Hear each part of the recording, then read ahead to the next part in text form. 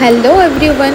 আজকে ঘুম থেকে উঠে সকাল সকাল ব্রেকফাস্ট কমপ্লিট করে নিয়ে রেডি হচ্ছিলাম।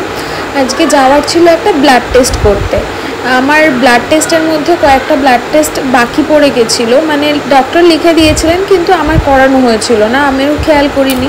তো লাস্ট ডে যেদিন চেক আপে গেলাম সেদিনকে ডক্টর বললেন এগুলোর রিপোর্টটা কোথায়, তো বললাম যে আমার করানো হয়নি এগুলো।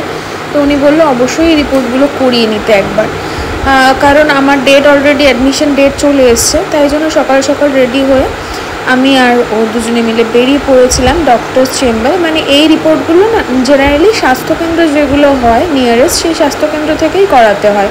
তাই জন্য আমি কার্ড নিয়ে চলে গেছিলাম। আর স্বাস্থ্যকেন্দ্রে 4 বার চেক আপটা এখন খুব ম্যান্ডেটরি করে দিয়েছে।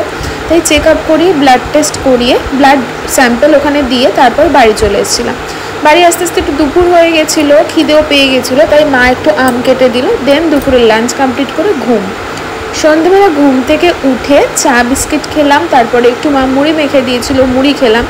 আর এই যে পুচকু সোনাগুলো এগুলো এসেছিলো একটু আদর খেতে, আর মাকে আদর করছে দেখে দূর থেকেও হিংসা করছে। তারপর রাত্রেবেলা ডিনারের সময় প্রায় চলে এলো। রাত্রেবেলা মা আম কাটছিল ডিনারের রুটির সাথে। তারপর চলে আসলাম রাতের ডিনার করতে। ডিনারে রাত্রে আমি বেসিক্যালি রুটিটাই বেশি পছন্দ করি।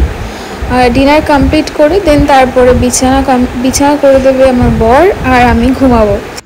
যারা যারা ফেসবুক থেকে আমার ভিডিও দেখছো প্লিজ ফলো করো পেজটাকে, আর যারা ইউটিউব থেকে দেখছো তারা অবশ্যই সাবস্ক্রাইব করো। তোমাদের ভিডিও কেমন লাগছে কমেন্টসে জানাও। আমার যার যার কমেন্টস খুব ভালো লাগবে, আমি অবশ্যই কমেন্টসে রিপ্লাই করব। চলো আজকের মতো টাটা, দেখা হচ্ছে কালকের ব্লগে। Love you.